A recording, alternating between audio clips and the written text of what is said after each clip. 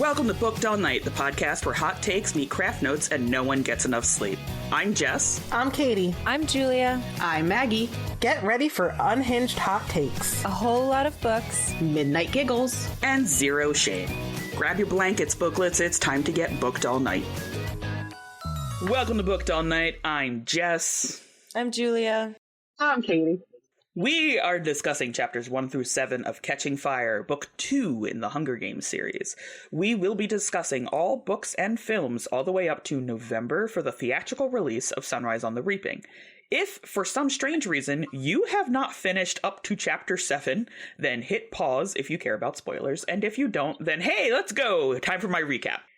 So here's the recap. It's the Victory Tour, which is specifically halfway between each of the games. Gale sucks. There's an uprising in District 11. Gale sucks. Katniss is trying desperately to save her loved ones. President Snow is watching her, like, super close as fuck. Gale sucks.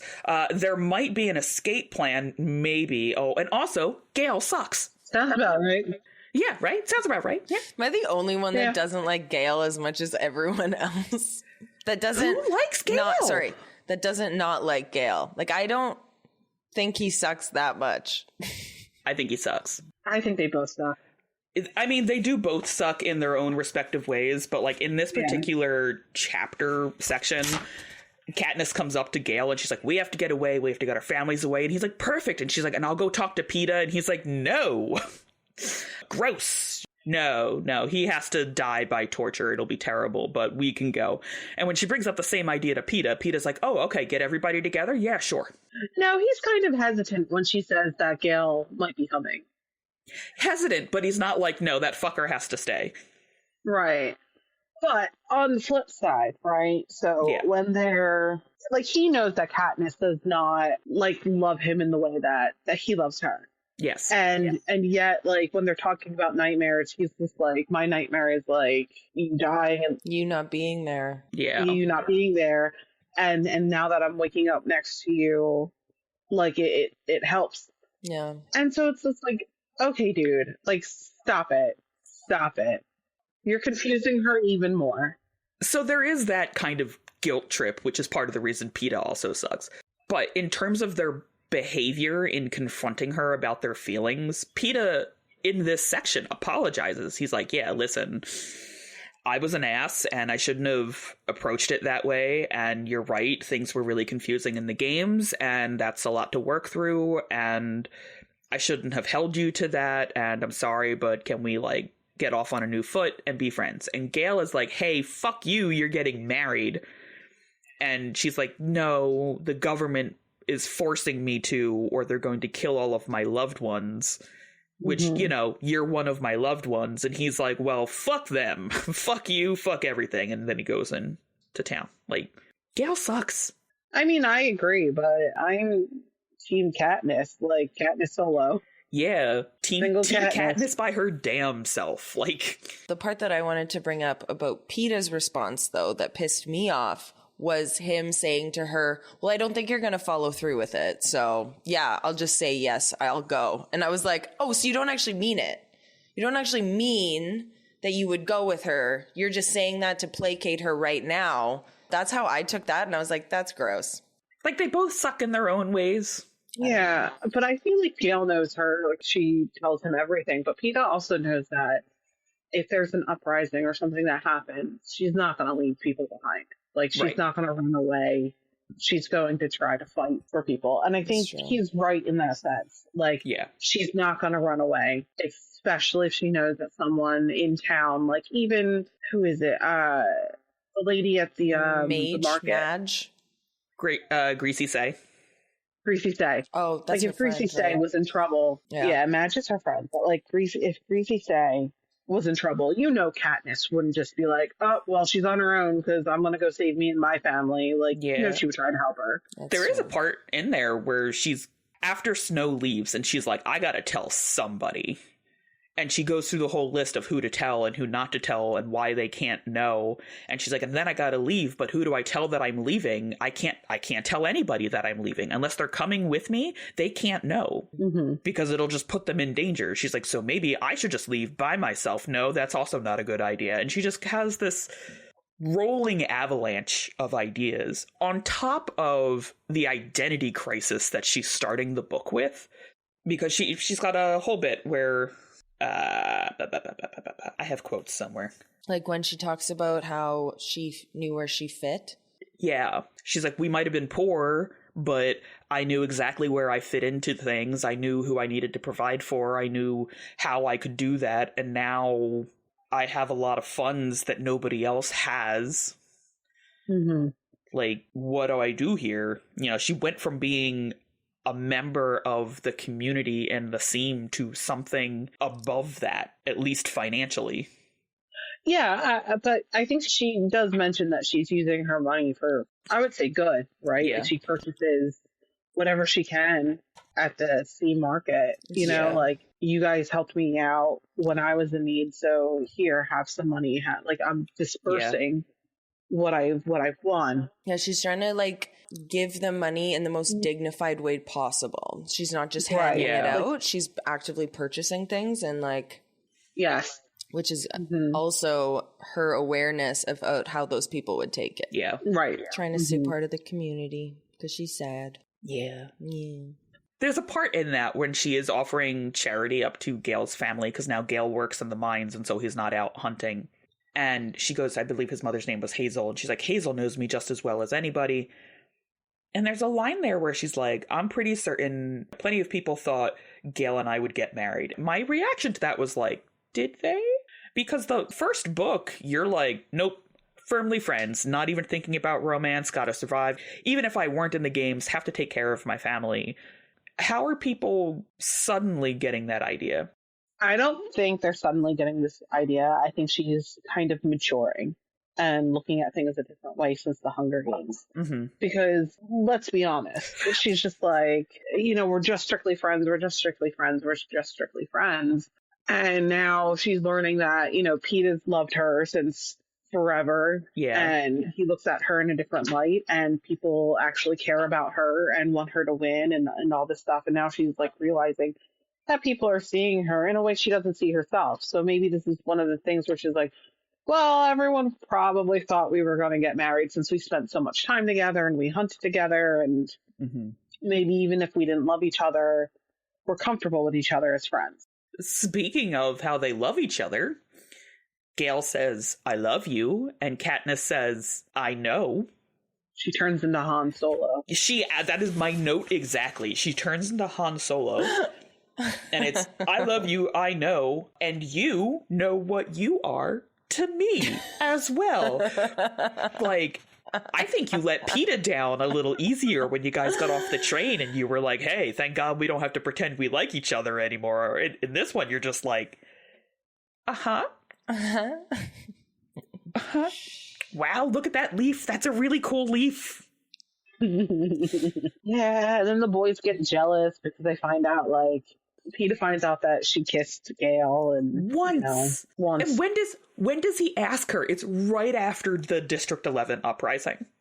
They just watched a guy get shot in the head, and he's like, "Hey, so just the once, right? Priorities, buddy, priorities." Yeah, ridiculous. Yeah. Before we get to that uprising, though, I do want to still talk about some of the further world building that we got about Victor's village, and especially about Haymitch and his stank ass house. He doesn't let anyone clean. He doesn't let anybody in to clean. To be fair, if I thought everybody was watching me, I also would not let anybody in to clean. Yeah. I think that's fair, given the world that he lives in. Sure, but maybe, just maybe, like a little Lysol wipe. Because the description of it is, my nose immediately wrinkles in disgust. Haymitch refuses to let anyone in to clean and does a poor job himself. Over the years, the odors of liquor and vomit, boiled cabbage and burned meat, unwashed clothes, and mouse droppings have intermingled into a stench that brings tears to my eyes. That is disgusting. He's like a hoarder. Of filth. There's not even things. He's just like letting things rot inside this house, including himself. I mean, he's also extremely depressed, and yes, there's that. So, and he has reason to be. yeah. Even without what we know happens in Sunrise, we at this point know that since the 50th Quarter Quell, so 25 years ago, for 25 straight years, he has mentored at least one boy and one girl and watched them die every single year. I'd have a drinking problem too. Yeah. I'm sure he was a little more enthusiastic back in the day. Yeah. And even Katniss says that she now can't pass the school without thinking which of the kids she's going to have to train for the Hunger Games. Yeah. Like, now she can't not think about that. Yeah. And that's very traumatic. Yeah. Like, at least other victors have maybe more options, but it's her. She's gonna have to coach a little girl, and like, like, even in the last book, immediately after winning, she was like, and shit. Like, Yeah. oh, okay, that's gotta suck so much. Yeah. It's part of, like, the games are never done. Yeah. Right? That's an understanding we have, especially once we get out of the arena. And even Haymitch tells us once we're here, she's like, just get me through the train trip. And he's like, you never get off the train. Yeah. The games are always happening. You are always a part of them. It's forever. And you have no other choice but to go have a happily ever after with that boy. That is your identity now. And not just for you, but for everybody. Yeah. So my question would be, like, would it be easier just to die in the Hunger Games? Yeah. In the long run, probably. I think so. Which, I mean, that's a super depressing thought, but I think it would just be easier to not have survived them, especially, you know, what we know happens to younger victors once they come out of the games. Like, we know what happens to Finnick. And good-looking victors. They don't necessarily have to be younger. Yeah. I mean, they're all younger. They're under 18. Yeah. But, like, whatever they cultivate for themselves in order to survive the games becomes the identity they have to live with. And so it's like, nothing of what you see involving anything of this is the truth. And I think, like, just to be clear with this series and, like, the podcast vibe and stuff like that, like, as we go on, it's going to get darker and darker. Yes. And darker. And I'm sure that the books past the first trilogy are very dark as well. Yeah. We have a pretty dark moment here with District 11. Yes. Oh, I cried. That is such a depressing scene. So District 11 is the first stop on the victory tour, and when they get there, you know, Katniss thanks them for the bread, and she's like, I'm like, thank you for your sacrifice of your child, and thank you for the bread and, like, taking care of me in response to that. And Peeta responds with, we'd like to share our wealth with the survivors' families, and so we're going to do that. And then someone whistles Rue's theme. And then everybody gives the three-fingered salute, and all hell breaks loose. It is Peeta says, we'll give you our money. She says, thank you for your children, thank you for the bread. Then the whistle, then the salute, and then they haul him up to the top of the stairs and put a bullet in his head. Who do we think they shot after that? Because they said 2 more shots rang out that they could hear. Do you think it was like Thresh's grandmother? Anybody close by, I assume. Yeah, trying to help. Yeah. I wonder why they didn't tell Effie that people just got shot. I don't know. If I was in that position, I'd want to save someone from the truth if I could. I think it's also said that, like, people who live in the capital might not understand why people are rebelling and stuff like that. That's true.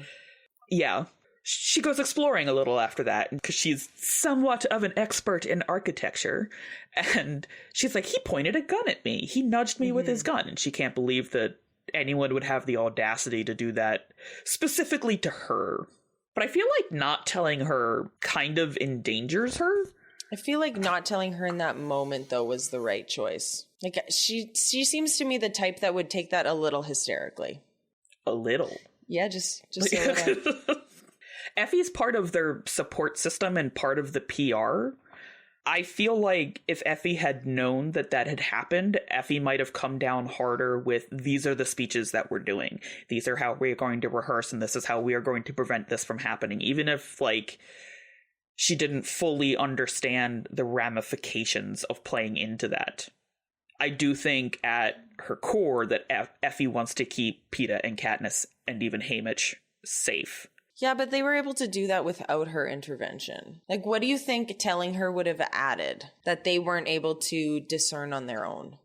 Maybe if Effie had realized the seriousness of the situation, that someone with feelings might have been able to coach Katniss into making that relationship a little more believable.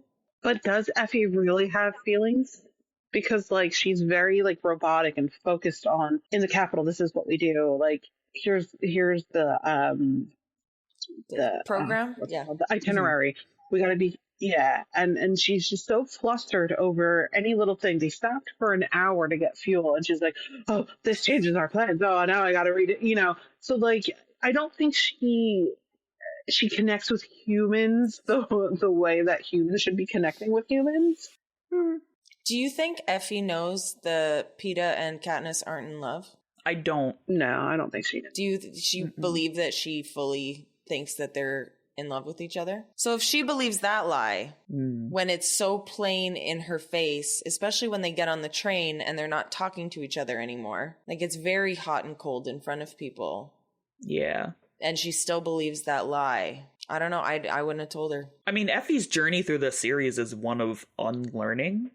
So I feel like it's important to have told her at some point and not kept the seriousness of what was going on, or even not even having attempted to tell her was the wrong choice. This is really hard because, like, yeah, you should tell her, but also at the same time, like, I feel like she's one of those people where, like, if you told her the gravity of everything going on, right, I feel like she would annoy Katniss even more and be, like, on her tail 24/7, making sure she's not making a mistake. She's doing this, she's doing that. And I think I wouldn't want someone like that on my back. Like... Even though the outcome of that is something that Katniss would need to survive and keep loved ones safe. I think, like, what Katy's saying is, like, that would, like, personally, that would piss me off more. Like, I would struggle to then get in that headspace because, like, yo, get off my back. Like, I was doing whatever. And I also think that Effie wouldn't be able to act like everything is fine. I feel like she would almost be the type to be like, everything is fine. Everything is fine. Do you see? Everything is fine. Do you see? Do you see? Do you see? It's all fine. Haha. Nothing's the problem. And everyone around would be like, what the frick? I do agree with that. Effie is the epitome of a cropped frame in TV where we just show exactly what we want to show. Yeah. I do agree with that. She wouldn't be able to... I still feel like she should know. But she does find out later. Yeah. I mean, should she know? Yes. Not but at what point do you tell her? From my memory, she doesn't actually find out until they drag her to, spoiler alert, District 13. Book's been out for 20 years. I'm just... spoiler alert. Letting everyone know. Right? Like, she's shocked when she ends up there. Yeah. So... She's shocked it's there. She's shocked that she's there. She's shocked they don't have any fashion. Anyway. Anywho... All right, so there's two things that happen after that. One, we talked about earlier, where Peeta is like, and you only kissed Gale once, which, like, priorities, man. But they also start talking about the games, and Peeta is actively painting his trauma. And he's like, these are my paintings. And Katniss is like, I hate them. Understandably. Yeah, I'm actively trying to forget these things. And you're like, look how beautifully I captured everyone's death in oil paintings. And ultimately, at the end of that, she's like, I mean, they're fantastic. They're very well painted, but I fucking hate them. Yeah. I don't need to be remembering this. And around then is also a talk of whether or not Haymitch and Katniss had a system for the games. And he's like, did he, like, egg you on for things? And her response is like, no, not officially. I just could tell what he wanted me to do by what he sent or didn't send. And I just kind of, like, my note in my Kindle is just like, girl, that's a system. Like, whether or not you came up with it beforehand, that is a system that you came to understand. Well, and he like left her notes with the broth and stuff. Like, you call that a kiss? I don't know. Yeah, apply liberally, more to come, etc. Like, yeah, that's a system. Yeah. Yeah. When I got into like my 20s, I got really high blood pressure, and I went to my mom and I was like, "Oh, does that run in our family?" She's like, "Oh, I don't think we have a family history of it. I have it, your grandma had it, and your great grandma had it, but I don't think that that's a family history." And it's the same reaction I had here with, that's the very definition of what I just asked you. But sometimes people don't see things for what they are when they're right in front of their face. And I think she was kind of lying to him to make him feel better too. Because I'm pretty sure she does say in book 1, we have a system worked out. Yeah, she figures it out. She's like halfway through the woods and she's like, okay, so he's not sending me water because I'm near water, so I have to keep going. Or he gave me this because I did X. Like, she figures it out pretty quickly and labels it a system. Yeah. So I think she's just saying that as well to like spare PETA's feelings. Yeah. We didn't know. We didn't have a system. We didn't write it down, sort of. What do we think of President Snow showing up? That has always given me the creeps, as it is supposed to do. Right? He's just in her house. When he shows up, it is unannounced. And I do enjoy a frank villain, right? He's not coming here to be like, oh, we're going to talk in metaphor. He's just like, let's not lie to each other. I know that you don't love him. And I saw you kissing another boy, and if you don't convince everybody, I'm just going to murder everyone you love. Straight to the point. I also really enjoy how he's just like, I like how your mom gave me tea and cookies because everyone doesn't think I need to eat, but I do. There's also, like, when he leaves, and she's like, oh my god, was the scent of blood on his breath? She immediately has the image of him with a teacup full of blood and a cookie that he's dipping into it, coming out red and covered in blood. That's so great. I love that. However you want to cope, baby. I'm there with you. Yeah. But I do think that spreads the scope of what we thought we knew was being watched, because in the first books, they're outside the fence. And so they're like, okay, they're obviously not watching us out here. And they talk about a lot of very rebellious things. Gale specifically is like, fuck the Capitol, fuck the police, fuck the everything. And now you know that that's all being watched. We know he's watching Katniss. We know he's like keeping his eye on everything. But does he not watch his own people? Because the person who is now in charge of the games itself, right? Because Seneca Crane is dead. Is in hell. Him and his perfectly shaped beard. Right. And this other guy was Plutarch Heavensby. He's showing Katniss the watch, right? And this is another example of how Katniss is so fucking dumb. It's got the Mockingjay on it.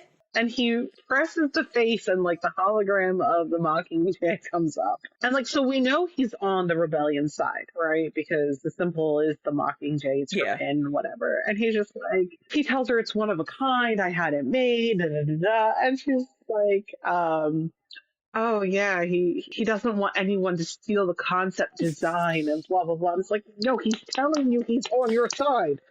And then my thought is, like, she doesn't know. Yeah, she doesn't know about the rebellion and her being used as a symbol. But at the same time, it's like, why is Snow watching Katniss so hard, but not these people? Yeah. Because they haven't given him reason to yet, maybe? Yeah.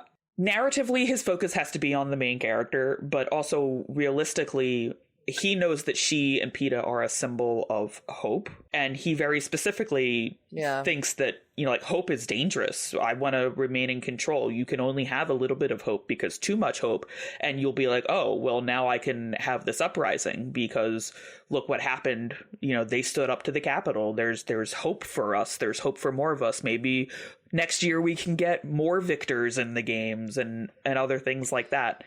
And so he actively is attempting to make that conform into his world to retain that control, but also kind of like throwing fodder onto the fire. Mm-hmm. And of course, we know from the back copy of the book, they're going to go back into the games. That's not a spoiler. Sorry. The book has been out for 20 years now. His hubris, ultimately, hubris brings down almost every villain these days. But in trying to squash something, he's pushing this system to the limit, where if he just let this go. They can't let anything go. If he let it go and Peeta and Katniss were like, you know what? We're not in love. We figured it out. And they just kind of like went their victor ways. I don't think it would have the same impact on the country as seeing them go through each of these districts and have empathy for the children that are also dead and to show that they are together, because them being together is them together against the Capitol. But they're following tradition when they go through all the districts and stuff. They are, but I think District 11 shows that they aren't, right? Because they both do things that no victor has done before. Where she's like, thank you for your children and your sacrifice and your bread. And Peeta's like, here's money and stuff like that. Sorry, I just meant like them being in front of people is something that all the other victors have to do. And then, sorry, one real quick thing with the watch. Katniss does mention before that she sees mockingjays everywhere in the Capitol. Yes. So I could see then her dismissing it a little bit because it's become like a fashion thing. Yeah. But yeah, he does do it very slyly. Is it that sly? Because he's kind of like, look at my glow-in-the-dark watch. Do you like the Mockingjay on it? I do agree that, you know, it's a fashion statement at this point and she can obviously write it off. But I don't think that he's doing it subtly, which brings me back to Katy's point. The face of the clock isn't the Mockingjay. He has to touch it for it to show up. Yeah. So it is kind of subtly, you know, it is kind of on the down low. I feel like it would be on the down low if they weren't like in the center of a party while doing it. But they're dancing like in a corner. If they had gone to a corner, if they had gone to a table that was kind of blacked out or something, and he was like, hey, here is the secret rebellion symbol. But they're doing it on like a busy dance floor where no one else is paying attention to them. Which then is also really confusing because President Snow is like everywhere. I don't know. Kind of, it comes back to what Katy's saying. Is he just not watching these other people that are close to him? Well, there's a reason why he gave, what's his name? Plutarch?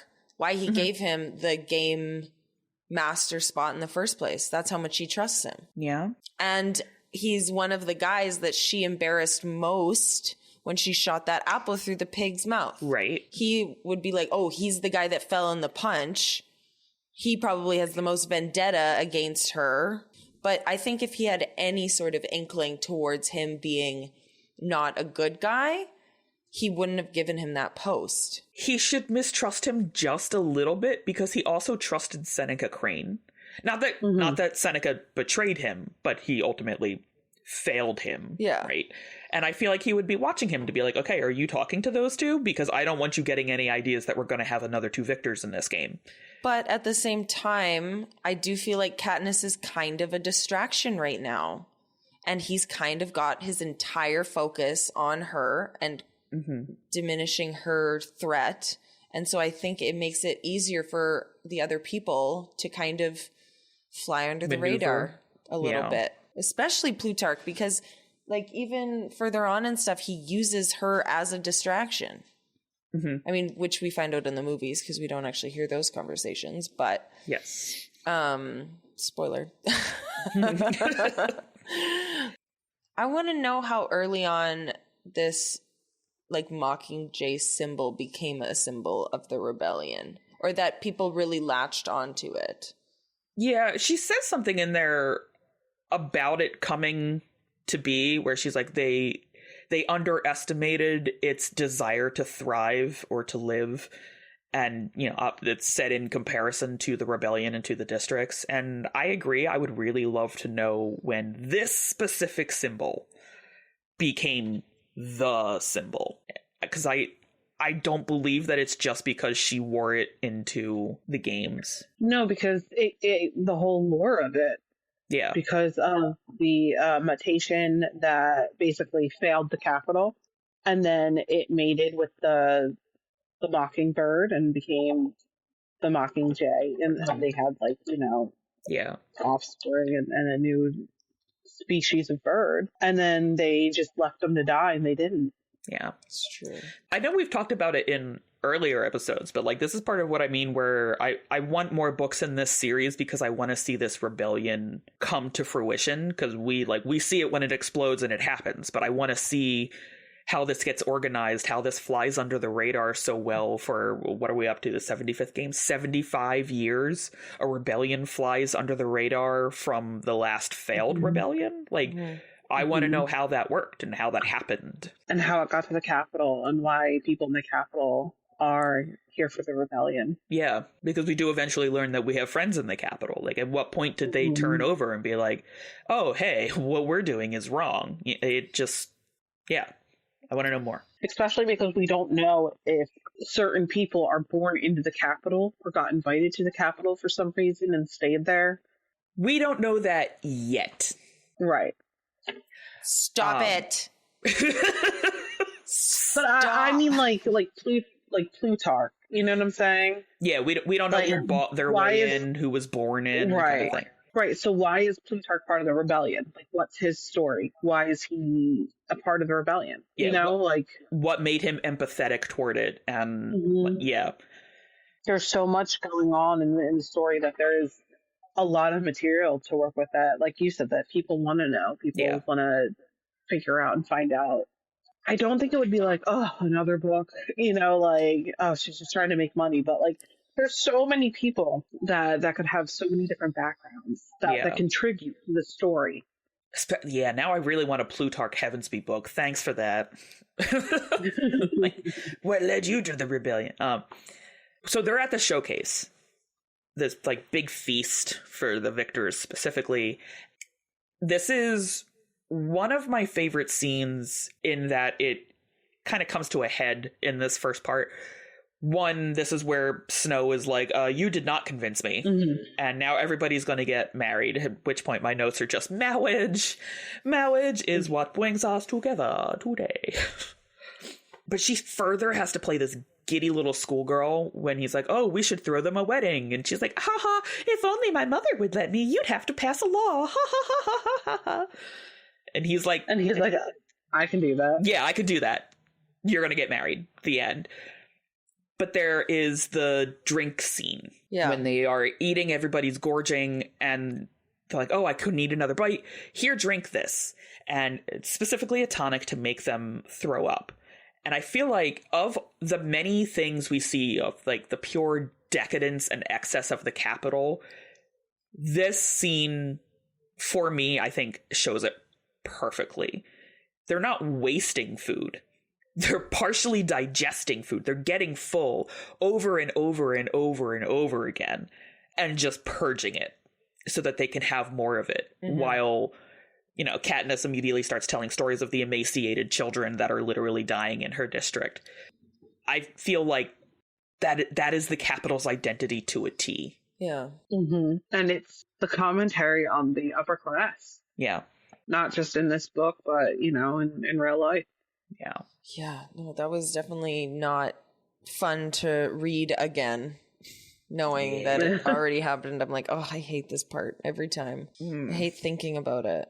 Even when, like, I go to a party where there's, like, a big spread, sometimes it just, like, pops into my mind. Yeah. You know what I mean? Like, you go to a big buffet and you're like, where does the rest of the food go? Because you never see an empty plate at a buffet. Anyway, not to be super morbid, but... I mean, we're talking Hunger Games. I don't feel like there's a way to have this discussion and not be morbid. It's true. To some degree.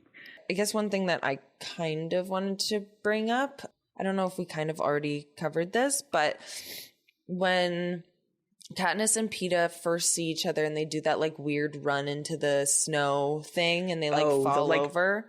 The totally overacted, I love you. But like in the book, she's like, we fall into the snow, me on top of him. That's where we have our first kiss. I can feel the steadiness that Peeta brings to everything. And I know I'm not alone. As badly as I've hurt him, he won't expose me in front of the cameras, won't condemn me with half-hearted kisses. He's still looking out for me. And in my head, I'm just like, God, you're selfish bitch. Like, Oh, it's right there. Like, this man is trying to love and protect you, and that's all you care about. Look, she knows, okay? And Peeta knows what he is to her as well. I know, but a part of me wishes she didn't immediately go to, like, he's so strong for me. I wish there was a part where she was like, I know I have to be strong for him too. Mm-hmm. But that's not a thought that ever crosses her mind. Or at least the acknowledgement that she is not returning that same level of strength. Yeah. Like, it must be so hard for him when I'm so inconsistent and flighty, yet he's always her rock. Yeah. It's a little selfish. A little. It is. I think don't love that. One of the parts that pisses me off the most is when she goes to meet Gale, knowing that she's being watched. Like, you already have the confirmation. The swimming hole? Yeah, with the lake and the house there, and she like leaves gloves for him and stuff. And she's literally just shown like footage of her doing this, so she knows that she's being watched. Snow absolutely told her, I know about the kiss, which was really weird because like she's like 16 and he's like, oh, I know. And then she goes out and does it. And it's like the smart thing to do would have been not to have any further contact with Gale. Mm-hmm. I feel like inviting him out there, even if it was to be like, hey, we should bounce, was risking his life. Yeah. At first I thought it was a good idea when she was like, I hadn't been out there in so long. And then she starts talking about how she had been out there twice in this time. Yeah. And I was like, oh, so if they've been watching you and you've been there twice, they know about it and gone swimming, then they know about this place and you haven't walked far enough. Nor do you think they would really let you walk any further. Right? I don't know. I agree. At the same time, she does like try to get him to run away. So when else is she going to do it? Maybe in front of a really loud thing. Hey, can I come and do a bring your kid to work day in the coal mine so I can talk to you? Can I bring our families to the coal mines? No. It's a tradition. I swear.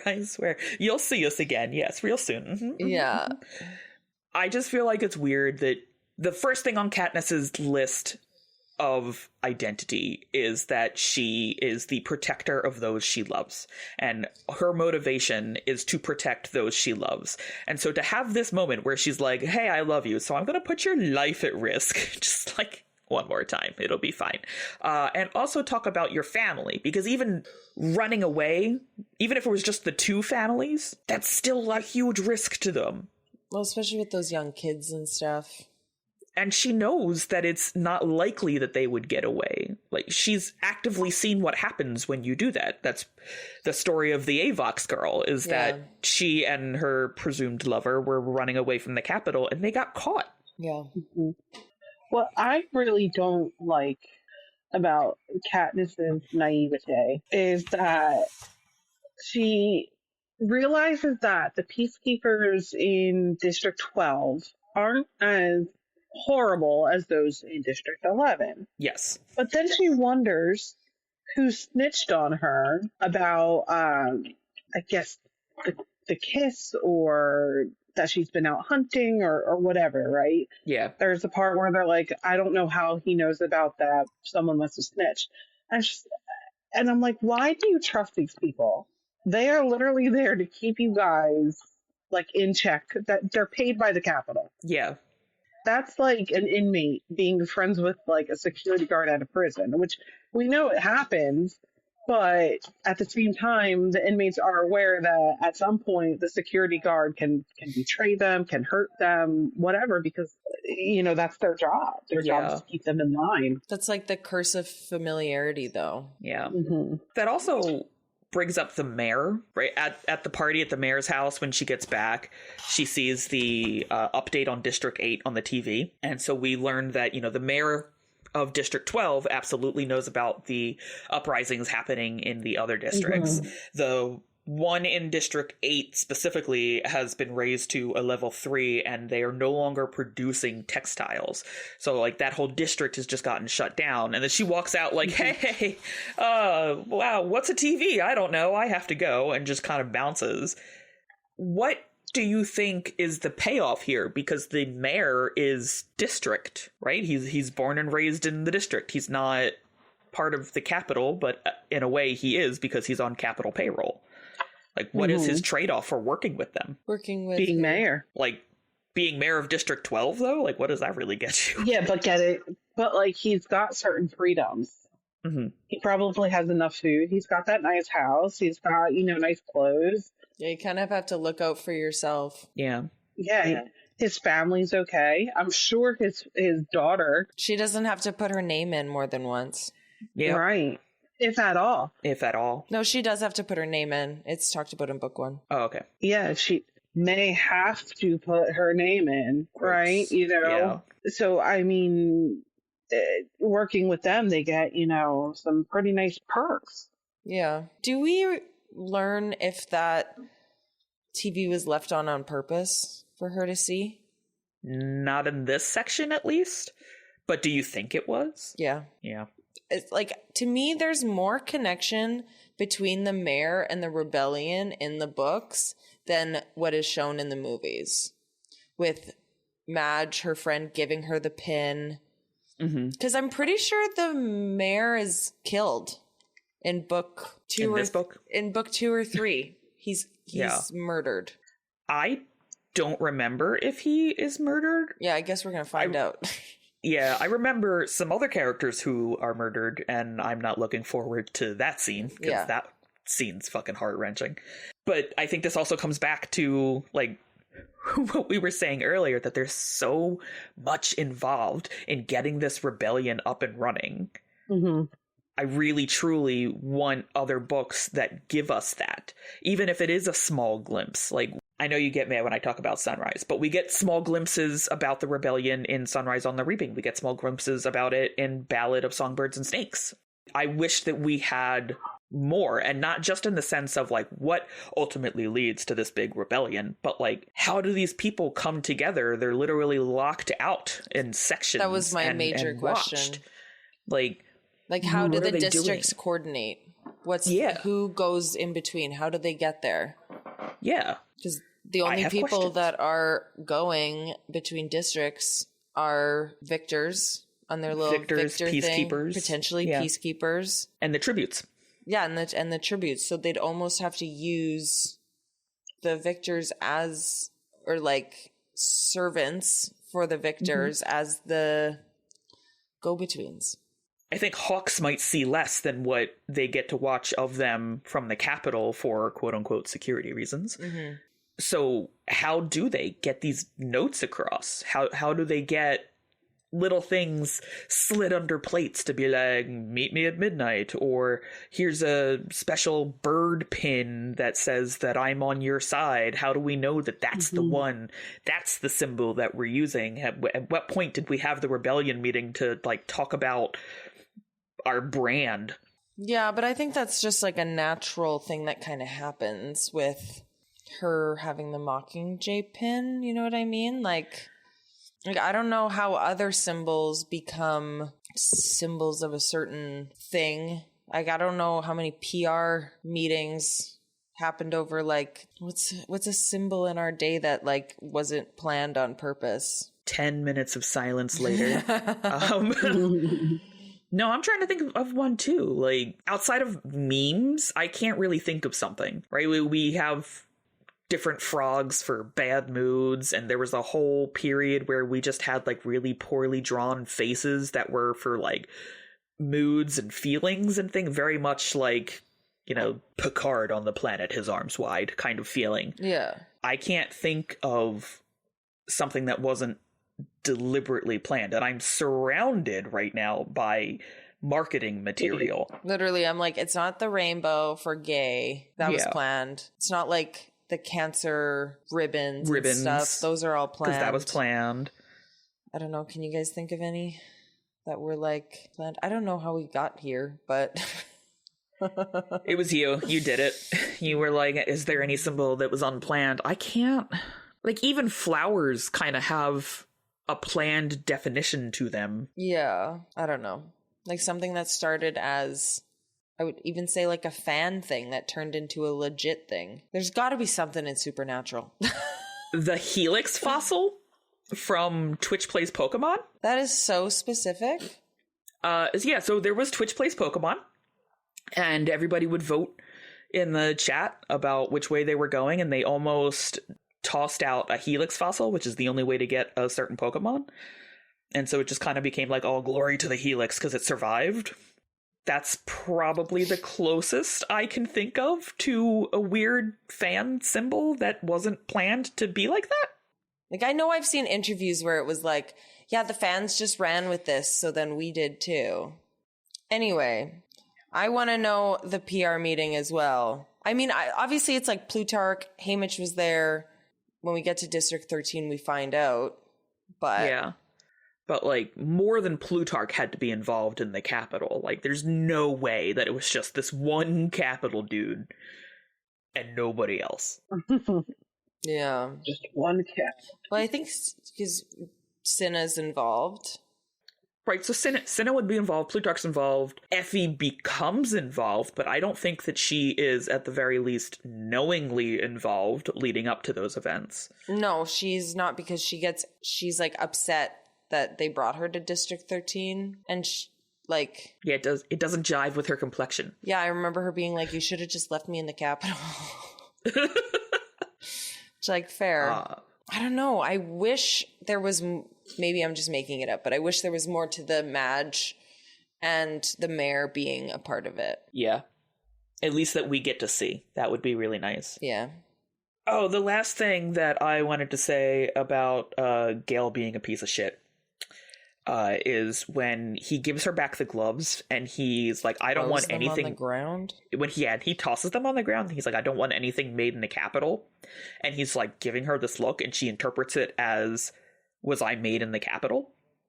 That was a stretch. That was a stretchy stretch for me. I don't think that it was a stretch. Okay. I don't think Katniss herself was made in the Capitol, but I think Katniss the victor was made in the Capitol. Because Katniss herself is like, I can't be bothered with romance because I've got mouths to feed and people to rely on me, and also the world is on fire and I just don't have the mental capacity for it. But Katniss the victor is, oh my god, we had to go home together. I love him so much. Oh, you have to pass a law to get me married. My mother would never allow it. Like, they're two different entities. So in a sense, part of Katniss was made in the Capitol.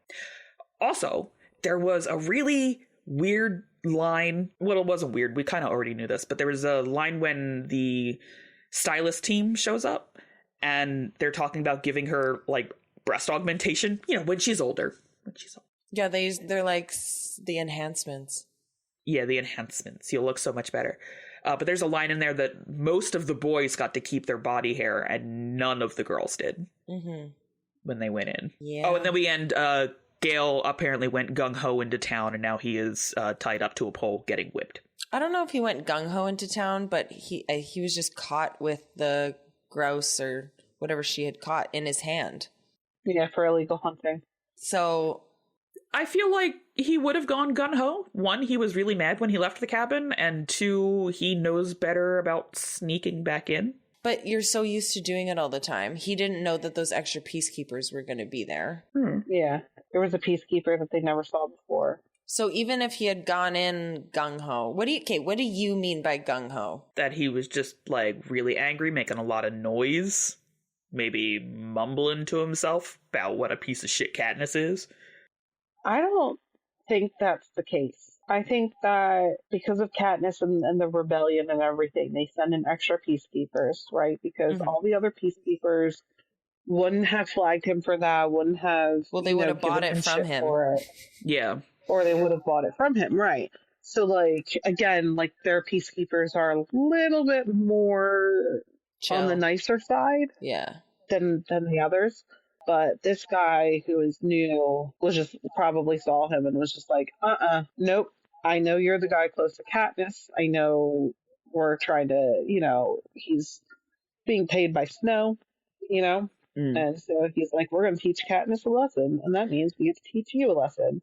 Well, then In that note, do you think that the extra peacekeepers were specifically educated about Katniss and her loved ones so that they could keep an extra eye on them? Oh, 100%. Yes. They probably had a full dossier on it. I have nothing else to add except that I hate Gale. Gale Force windbag. See, I don't know. I'm like understanding of it, I guess. I understand where his anger and stuff comes from. Because he just, they thought they had more time and then they didn't. I also understand, like, he's victim of a totalitarian regime, of course. I understand where that anger is coming from.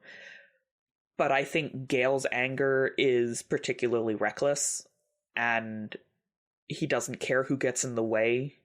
Like, all death is justified if we manage to get out of it, as opposed to trying to save as many people as possible. Yeah. Join us next week for chapters 8 through 21. I'm awake. 8 through 21? That seems like a big chunk. 8 through 14. There you go. I can math. Literally, I was like, that's shut up. A lot. It's 9 o'clock here on the East Coast, and I am exhausted. I did not take a nap today. That's fair. And I really need one. You pulled an all-dayer? I did. Proud of you. I got up at like 10 o'clock. It was terrible. Do you need a sticker for being an adult? Yes, I want a sticker. Thanks for staying up with us. Follow us on Instagram and Threads at BookedAllNightPod. Drop a comment to let us know what you thought of today's show and join our Discord server for giveaways, excerpts, and more. It's still in the works, but we're aiming for 100 members. Catch our live author interviews on YouTube and leave a question for our guests on our Discord server. Check out our shop and website at bookedallnight.co. And if you're loving the chaos, don't forget to rate us 5 stars. Until next time, booklets, stay booked all night.